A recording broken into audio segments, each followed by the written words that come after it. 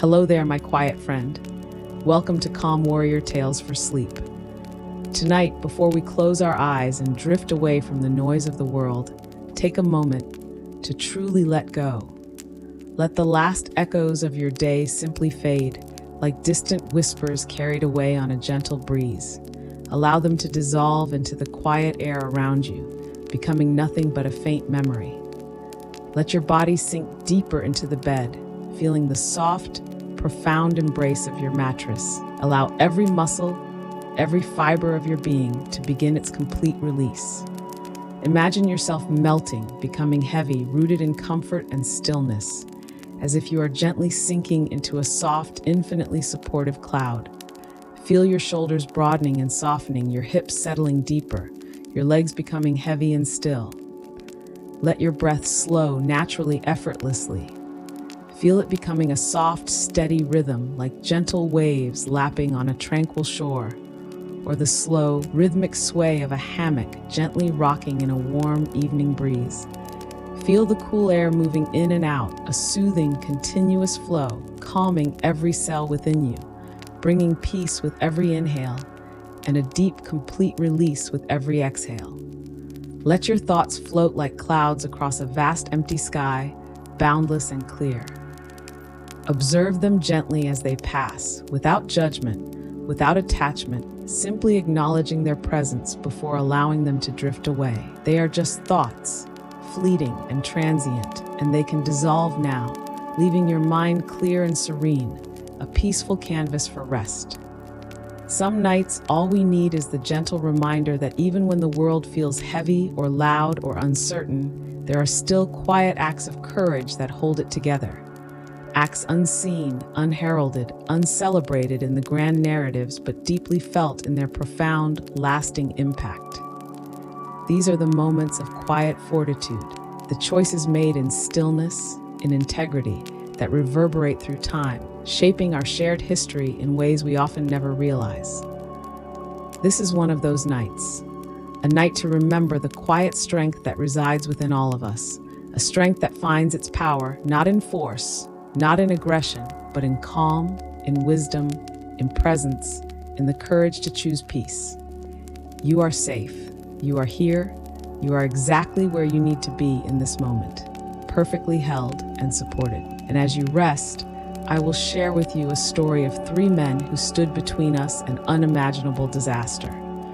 By doing what seemed small, what seemed like nothing at all, but in truth meant everything. Their courage was not in action, but in stillness, in their unwavering commitment to humanity. Let your heart soften. Let your mind ease. Let your entire being prepare for the deep, restorative sleep you deserve, a sleep that renews your spirit and calms your soul. Let's begin. 2. Transition into story time, the Cold War shadow. In the long, chilling shadow of the Cold War, the mid-20th century cast a global pall of anxiety and uncertainty. It wasn't a war fought with massive armies clashing on open battlefields, but a silent, pervasive struggle of ideologies, of political wills, and of terrifying technological advancement. The world was divided, east against west, locked in a tense embrace where the slightest misstep could trigger annihilation. Every news broadcast, every political speech, every whispered rumor seemed to carry the weight of potential doom. Children practiced duck and cover drills in schools, families built bomb shelters in their backyards, and the constant hum of fear settled deep into the collective consciousness of humanity. This was a time when the very air seemed to crackle with an unseen electricity, a palpable tension. The concept of mutually assured destruction, or MAD, hung heavy in the air, the chilling idea that if one side launched a nuclear attack, the other would retaliate, ensuring the complete destruction of both and perhaps all life on Earth. Humanity lived on a knife edge, one heartbeat away from an unimaginable disaster, with the fate of billions resting on the decisions of a few individuals, often hidden from public view. In that era, filled with suspicion, paranoia, and the ever-present chilling threat of nuclear annihilation, there were quiet heroes. Their names were largely unknown, their faces uncelebrated in the public eye, their stories kept secret for decades. Yet their actions spoke louder than any explosion, quieter than any whisper, more powerful than any weapon. They were ordinary men, thrust into extraordinary circumstances, who chose humanity over panic, reason over reaction. One stood in a secret military bunker deep beneath the earth, near Moscow.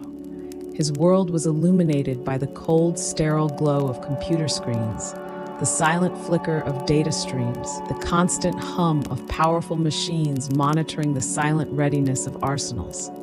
Another was aboard a submarine, a silent steel leviathan, a pressurized tube of technology and human grit, lurking deep in the crushing dark waters of the Caribbean Sea, surrounded by the vast unknown abyss. And a third, in a moment of unexpected confrontation, faced a dilemma that could have spiraled into global conflict. They never met. Their lives were worlds apart, separated by continents and oceans, by political ideologies and vast military hierarchies.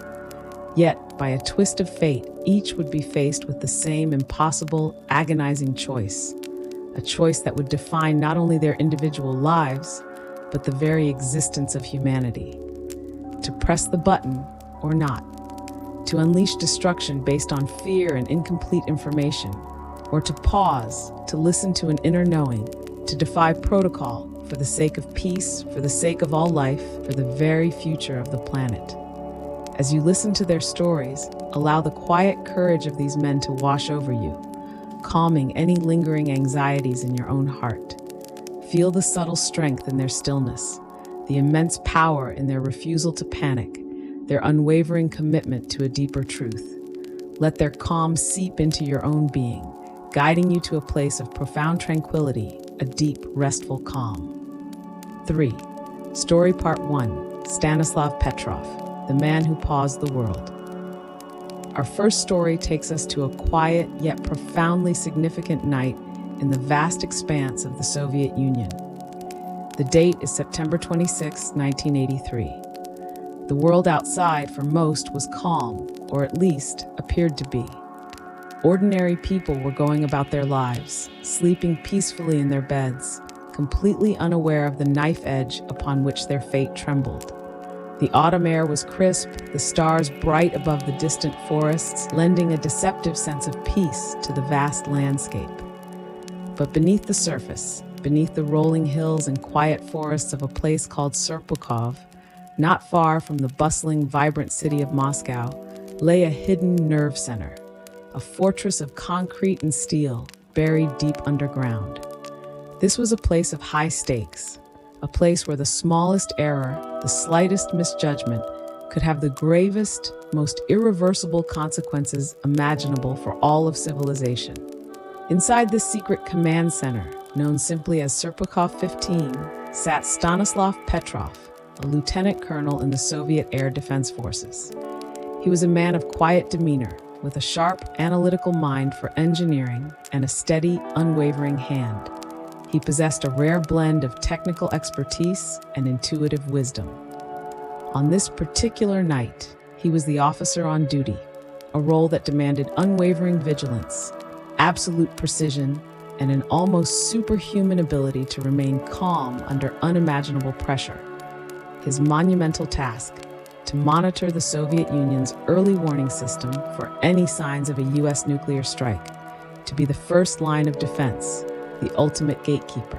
His eyes were trained on the glowing screens, his ears attuned to the silent readiness of the machines, waiting for any deviation from the norm, any flicker of anomaly that could signal the catastrophic end. The clock ticked, a rhythmic, almost hypnotic hum in the controlled, sterile environment of the bunker.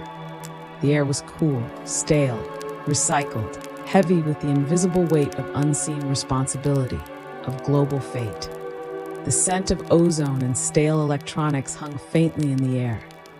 Other officers moved quietly, their faces etched with the fatigue of long shifts, the constant, gnawing awareness of their immense, terrifying duty. They spoke in hushed tones, their movements precise, almost ritualistic. Sybil, Our earlier quiet warrior had ridden through a physical storm of wind and rain, facing visible dangers.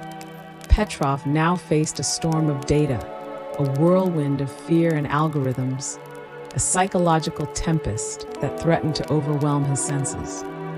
He focused on his breathing, a quiet anchor in the potential chaos, slowing his heart rate, clearing his mind. And then, it happened. The profound, almost suffocating silence of the command center was brutally shattered by the piercing, relentless wail of a high-pitched alarm. It was a sound designed to jolt every nerve, to rip through complacency, to demand immediate, decisive action, to trigger an automatic, ingrained response that bypassed thought and went straight to reaction. It was the sound of the apocalypse arriving. Red lights began to flash with frantic, blinding urgency across the main console, painting the entire room in a chilling, pulsing glow that matched the frantic beat of Petrov's own heart. Sirens screamed, a deafening cacophony that ripped through the quiet air, a terrifying cry of imminent danger echoing off the concrete walls, reverberating through his very bones. The screens, moments before displaying innocuous lines of data, now flared with stark, undeniable warnings, graphic representations indicating incoming threats, trajectories, and estimated impact times. A missile, launched from the United States, its trajectory clear, its intent seemingly unambiguous, heading directly for their homeland. Then 2, 3, 4, and eventually 5. 5 separate nuclear missiles, reported by the sophisticated satellite system, streaking towards the Soviet Union. A silent, deadly ballet of destruction unfolding light years away, yet instantly present on their screens. The message was terrifyingly clear. A full-scale nuclear attack was underway. The protocols, the training, the years of preparation all pointed to one chilling conclusion. The world as they knew it was about to end. The fate of billions, the future of all life, rested on the next few minutes, the next few words, the next few actions taken in this deep, hidden bunker. Panic could have easily consumed him, a wave of primal fear overwhelming all reason, forcing an immediate, devastating reaction. The weight of the moment, the sheer paralyzing terror of what those flashing lights represented, was almost unbearable, a crushing physical force on his chest. But something didn't feel right. Amidst the blaring sirens, the flashing lights, the frantic, rising energy of the moment that filled the bunker, a tiny, insistent voice in Petrov's mind, a quiet intuition, whispered a doubt. It was a voice of calm, of reason, nurtured by years of meticulous training, by an engineer's deep understanding of systems and their potential for flaws, by a lifetime of critical thinking, of observing patterns. He paused. He forced himself to take a breath, slow and deliberate, deep into his diaphragm amidst the chaos, letting the noise wash over him but not through him. He grounded himself in the present moment, in the cold, hard facts as he knew them. He pushed away the fear, the ingrained instinct to react, and focused only on the data. He thought, if the U.S. were truly launching a first strike, a decisive blow designed to neutralize the enemy completely, to remove any chance of retaliation, why only 5 missiles? Why not hundreds, aimed at every major city, every military installation, every strategic target designed to overwhelm and destroy completely, to leave no doubt, no chance for the opponent to strike back? 5 seemed illogical. Too few for a truly devastating first strike, yet enough to trigger a devastating, automatic response from their side. It simply didn't fit the expected pattern of a full-scale attack, the known strategic military doctrine of a first strike. He knew the satellite system was new, barely deployed, still undergoing debugging, untested in a real-world scenario of such magnitude. There had been glitches before, minor anomalies, phantom signals, but never anything of this scale. Still, a system, no matter how advanced, no matter how precise, was still just a machine. And machines, designed by humans, could err. Human error in programming, environmental interference, a cascading malfunction, any could be the culprit. Crucially, there was no radar confirmation. The ground-based radar systems, sprawling across the vast Soviet landscape, designed to track incoming missiles and corroborate satellite data, remained stubbornly, unnervingly silent. No corroborating evidence, just the satellite's urgent, solitary scream, a lone voice crying wolf, isolated in its alarm. This disparity, this glaring inconsistency, became his anchor in the storm of panic, a lifeline in the swirling vortex of fear. It was a tiny thread of reason, fragile yet immensely powerful, but he clung to it with the unwavering grip of a man facing the abyss, holding on to sanity in a moment of global madness. He knew he had to trust his intuition, his training, his logic, even if it meant defying everything, risking his career, his reputation, his freedom. He made a choice that defied every rule, every instinct of military response, every protocol drilled into him since his earliest days in uniform. A choice that could have cost him his career, his freedom, perhaps even his life, if he was wrong.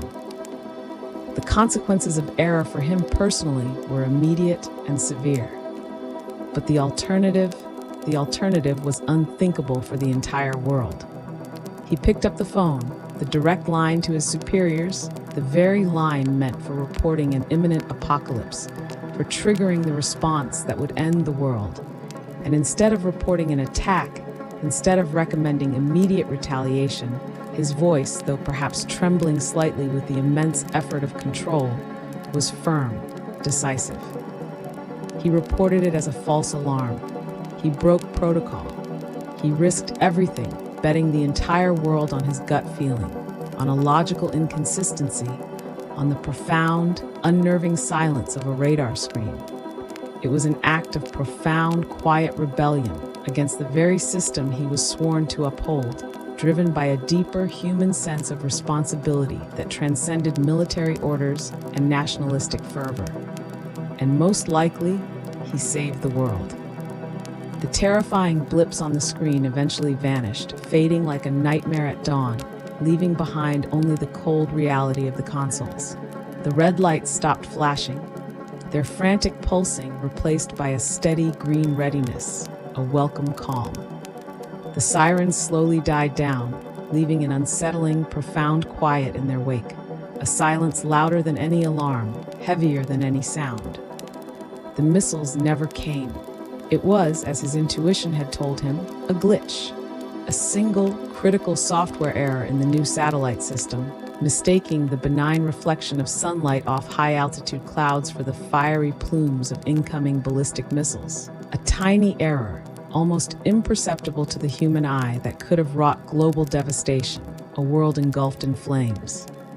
And Stanislav Petrov, by doing nothing more than exercising his judgment, by pausing when every instinct screamed to act, by refusing to yield to panic, by choosing reason over blind reaction, had done everything. His quiet courage, his calm under unimaginable pressure, his singular act of defiance had literally averted global catastrophe, pulling the world back from the very brink of self-destruction. His name remained obscure for decades, his actions classified, locked away in secret files, known only to a few top officials. He simply went back to his duty, a silent guardian of humanity, his immense burden and profound heroism known only to a select few, a quiet truth held by the concrete walls of that bunker. He lived a modest life, never boasting, never seeking glory, simply knowing what he had done. Breathe in, slowly, deeply. Feel the calm spreading through your chest, expanding with each gentle intake of air, filling every empty space within you. And out, letting go of any lingering tension, any final residues of the day's worries, allowing them to flow away on your breath. Sometimes, true courage is the choice to pause, to wait, to listen to that quiet inner voice of reason, that subtle flicker of doubt, that deep knowing, even when the world around you screams for immediate impulsive action. It is the strength to question, to observe, to discern, to see beyond the immediate fear, when all others are swept up in the current of panic and reaction. It is the ability to hold space for stillness in the midst of chaos, to be an anchor in a storm. 4. Story Part 2. Vasily Arkhipov, the man who refused the final vote. Now, drift with me to a much earlier moment and to a completely different, yet equally confined and pressurized world. We journey back to October 1962. This was a time of heightened global tension, a period etched into history as the Cuban Missile Crisis, a terrifying 13-day standoff that brought the United States and the Soviet Union closer to nuclear war than at any other point in history, before or since. The entire planet held its breath, unknowingly teetering on the very brink of an unthinkable abyss, a silent, global dread settling over every nation. In that tense, suffocating atmosphere, a Soviet submarine, B-59, a hulking vessel of steel and silent menace, designed for stealth and sudden striking power, lurked beneath the turbulent, sun-drenched waters of the Caribbean, deep within the U.S. naval blockade. Its mission was secret, its presence unknown to the surface until it was too late, a ghost in the depths, a ticking time bomb. On the surface, U.S. destroyers, armed and vigilant, their sonar pinging relentlessly, a constant, eerie sound cutting through the ocean's depths, searched for Soviet vessels attempting to breach the blockade. They were under strict orders to force any detected submarines to surface for identification, using non-lethal methods, practice depth charges. However, in the fog of war and miscommunication, these methods could easily be misinterpreted as a direct, hostile attack. Inside the B-59, the situation was rapidly deteriorating into chaos, a hellish environment of human endurance pushed to its limits. The air conditioning system had failed days ago, and the heat was crippling, stifling, reaching unbearable temperatures of over 100 degrees Fahrenheit, even 120 degrees in some compartments, making the steel hull burn to the touch. The air purification system had also failed, and the air grew thick with carbon dioxide, making every breath a struggle, inducing headaches, nausea, severe confusion, and a gnawing sense of panic among the crew. The men, already on edge from days of enforced radio silence, their nerves frayed by the constant threat of detection and the claustrophobic confines of the submarine, were now operating in unbearable physical conditions. Their judgment impaired by the lack of oxygen, their minds clouded by exhaustion and fear, their reality warped by their isolation. They were utterly disconnected from any news from Moscow, living in their own small, terrifying universe beneath the waves. The American destroyers began to drop depth charges. These were not meant to sink the submarine. They were practice charges, meant to persuade it to surface by causing jarring, uncomfortable concussions. However, the crew of the B-59, deep beneath the waves, experiencing the deafening explosions directly above them, the shuddering of the hull, the terrifying shock waves rattling through their very bones, the lights flickering, had no way of knowing this. To them, the blasts felt like a direct, undeniable, murderous attack. It felt like war had already begun. The world had just ended, and they were the last ones left, trapped in a metal coffin. The B-59 carried a terrifying secret, a single nuclear torpedo. Its launch, if authorized, would be an act of war with unimaginable global consequences, potentially igniting the very nuclear conflagration that Petrov later prevented. For this ultimate weapon to be fired, 3 senior officers aboard the submarine needed to give their unanimous agreement. This was a critical safeguard, a final check against impulsive action, a last line of defense for humanity.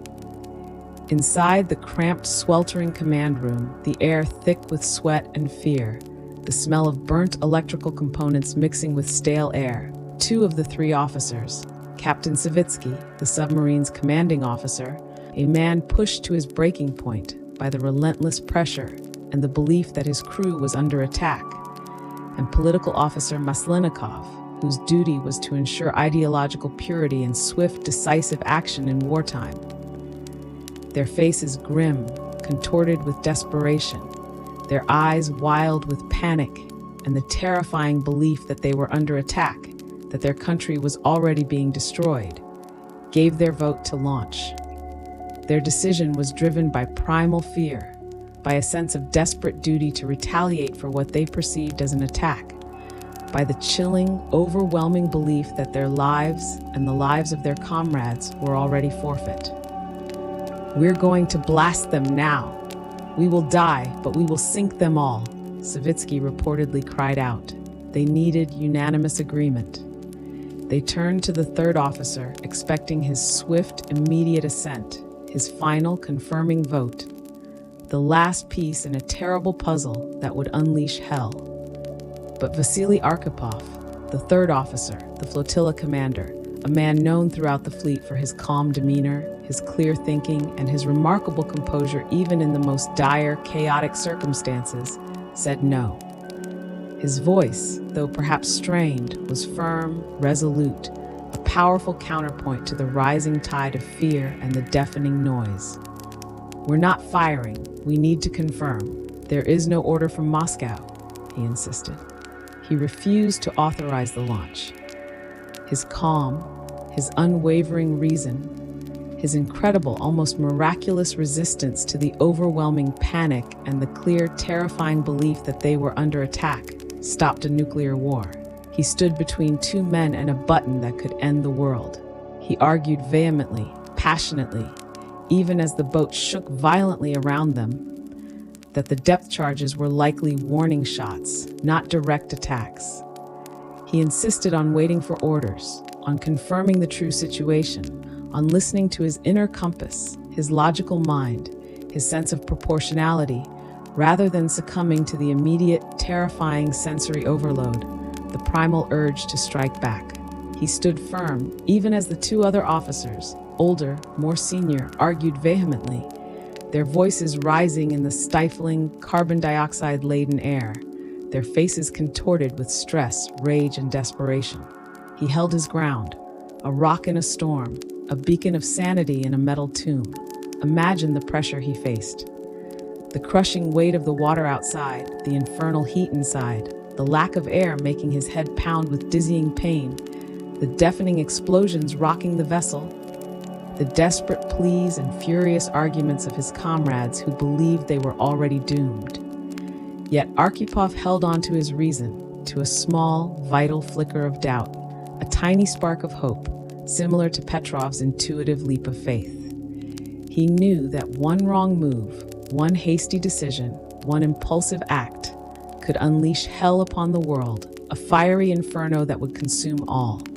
He convinced Captain Savitsky to surface the submarine instead, to return to the light, to confirm the truth, to avoid unleashing unthinkable destruction based on incomplete, frantic information, based purely on fear. The B-59, against all odds, against the desperate pleas and initial resistance of its captain, surfaced.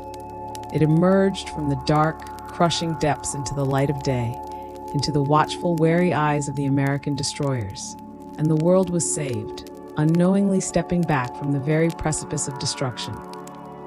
Shielded by the quiet courage of one man. No medals, no headlines, no grand parades.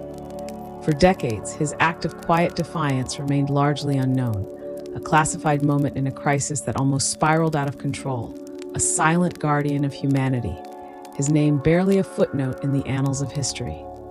But without Arkhipov's calm, his reason, his unwavering refusal to yield to panic, his singular, courageous no, history might have ended in October 1962, a grim and silent conclusion, a world undone by human fear. His quiet courage, his single no, became the most powerful yes to life, to peace, to the future.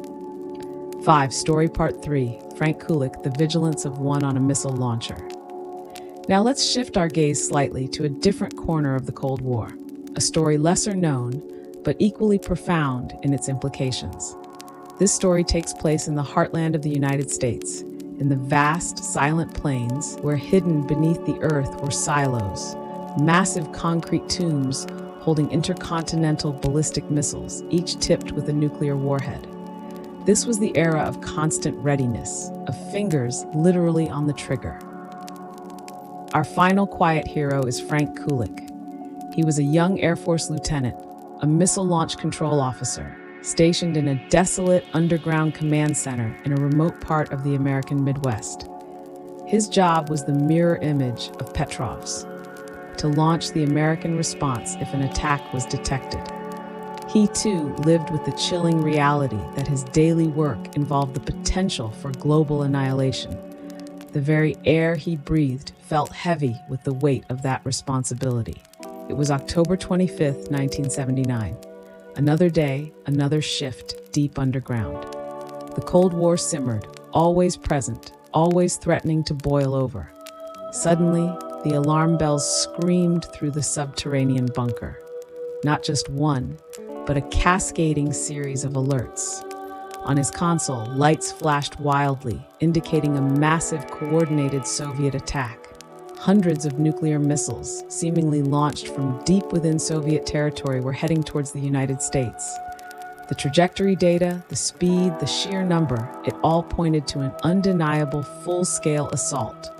The system was unequivocal. The protocol clear: turn the keys, initiate launch sequence, retaliate. There was no time for deliberation, no room for doubt. The fate of his nation, indeed the free world, depended on his swift, uncompromising action. His training kicked in, a brutal, relentless instinct to respond, to protect, to destroy. His hand hovered over the large metallic key that would begin the launch sequence, a key that held the power of unimaginable destruction. But Frank Kulik paused. Just like Petrov, just like Arkhipov, a subtle, insistent doubt, a quiet voice of reason, began to whisper in the cacophony of alarms. The information seemed too perfect, too devastating, too symmetrical. A deep, unsettling feeling nagged at him, a feeling that something was fundamentally wrong. His mind raced, not in panic, but in analytical precision. Why this exact pattern? Why this timing? He had a gut feeling this was too much, too sudden, too perfect for a real attack.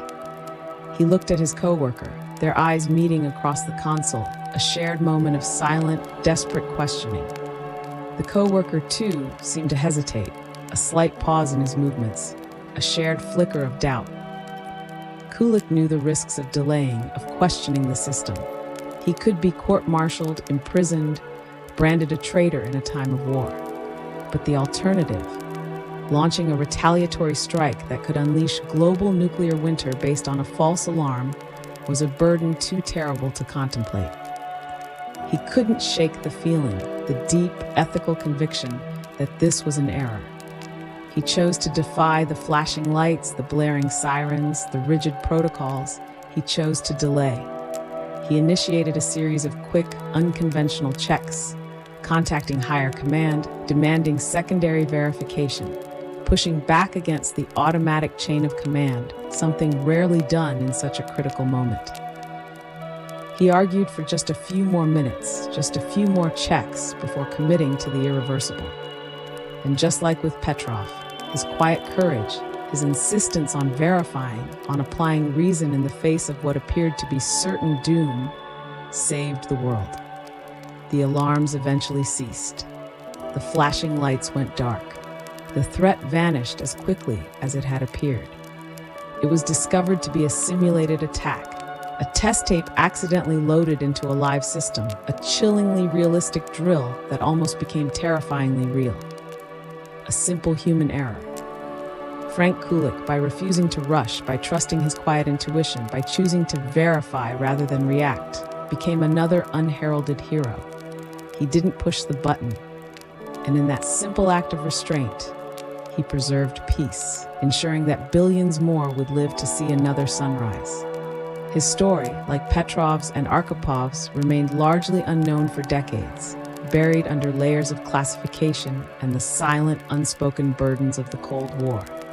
But their collective legacy, their shared commitment to a deeper human reason, to a calm vigilance in the face of unimaginable terror, quietly preserved the future for us all. Number 6, emotional transition. If these stories moved you, if the quiet, profound bravery of these men resonated within your heart. Let them guide your breath now, deep, soft, and profoundly grateful.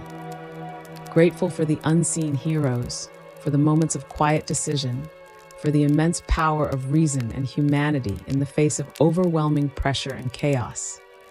Grateful for the individuals who chose peace, even when everything around them screamed for destruction. As you breathe in, feel a sense of calm resilience settling deep within you, like the stillness that follows a great storm, a quiet strength that grounds you, rooting you in peace. And as you breathe out, release any lingering anxieties, any remaining tensions, any thoughts of your own day's worries. Let them float away, knowing that even in the most challenging times, in the loudest moments of your own life, there is always a space for quiet strength, for thoughtful pause, for choosing peace, for trusting your inner wisdom. These are the Calm Warrior Tales for Sleep. Stories that remind us of the quiet courage that lives not in grand gestures, not in loud actions, but in the subtle strength of character, in the unwavering spirit of those who choose peace, often against all odds, against the easy path of reaction. They remind us that true power lies in stillness, in discernment, in the wisdom to know when to pause, when to trust your instincts, when to choose the harder, quieter path of peace. And if you'd like more stories like these, stories of profound moments of peace, of quiet fortitude, of the gentle, enduring power of the human spirit, tales that can calm your mind and soothe your soul, subscribe to Calm Warrior Tales for Sleep. Each week, we'll journey gently through the past, where quiet heroes leave echoes for our hearts to follow, soft whispers of bravery and calm that can guide you to your own deep rest. We are building a sanctuary of sound, a refuge from the noise of the world, a place where tranquility awaits, always here for you when you need it most. Your gentle presence, your choice to listen, helps us reach more hearts seeking quiet, more minds longing for rest. Your listening is a part of this journey towards peace, a shared journey of stillness and renewal. New episodes weekly. Sleep deeply, wake gently. 7. Relaxation wrap-up and body scan. Now let go now. Let go of the stories. Let go of the day. Let go of everything that no longer serves your peace. Release it all, completely and utterly. Feel the profound stillness that these quiet acts of courage have brought, both to the world and perhaps to your own heart tonight. Feel a deep, resonant calm settling within you, a warmth spreading through your entire being. Let your body melt into the bed, softening completely. Let your legs feel heavy, completely relaxed, sinking deeper into the soft mattress beneath you.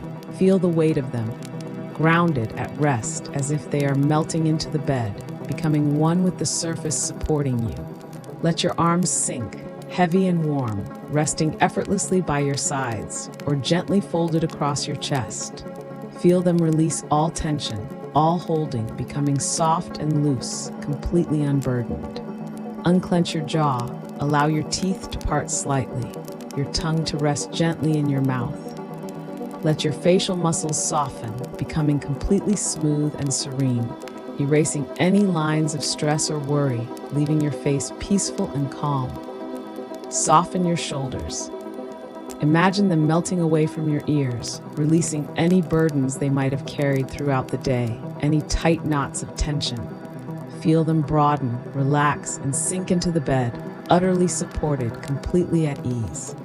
With each breath, imagine peace spreading through you, a gentle wave of warmth and calm that starts at the top of your head and slowly flows down through your entire body, nourishing every cell, reaching every extremity. Breathe in peace. Feel it fill your mind, calming any lingering thoughts, making your mind vast and clear like the open sky, boundless and free. Breathe out tension. Let it go from your neck and shoulders, releasing all stiffness, all aches, all pains. Breathe in calm. Feel it expand in your chest, softening your heart, filling it with tranquility and ease. Breathe out worries. Release them from your stomach and hips, allowing your core to soften and relax completely. Breathe in stillness. Feel it spreading through your legs and feet, making them heavy, warm, and deeply at rest, like anchors grounding you in profound peace. Breathe out everything that no longer serves you, allowing your entire being to become light, yet deeply grounded, perfectly balanced between effort and surrender, between being and doing. And remember, in a world of noise, in a world that often demands grand gestures and loud pronouncements, sometimes the bravest act is silence. Sometimes the most powerful choice is to pause, to refuse to act from panic, to simply be. This quiet strength is within you too. It is the core of who you are, a source of unwavering calm, a wellspring of resilience that you can always draw upon, a deep inner wisdom that guides your path. Let that quiet strength guide you now, deeper and deeper into the gentle embrace of sleep. Feel yourself drifting, floating, held in perfect peace and security. You are safe, you are calm, you are held. Sleep well, dear friend. You are a calm warrior, resting for a new dawn, a renewed spirit, a tranquil mind. 8. Final breath and fade out. Take one last deep breath in, filling yourself with quiet peace, with the gentle resolve of Petrov, Arkhipov, and Kulik, with the profound stillness of the night that envelops you. Feel this peace settle deep within your very core, radiating outward to every part of your being, a comforting, luminous glow. And as you exhale, let everything go. All thoughts, all sounds, all sensations. Allow them to dissolve into the vast, quiet space around you, like mist vanishing into the dawn, leaving only pure, unadulterated tranquility. Let the night hold you now, a soft blanket of darkness and profound tranquility. Feel its gentle weight, its profound calm, enveloping you completely, cradling you securely, protecting you in its peaceful embrace. Let sleep take the reins, gently guiding you into a deep, restorative rest, carrying you effortlessly into the realm of dreams, into a world of peace and renewal, a slumber filled with gentle quiet. Good night, brave soul. You are peace. You are rest.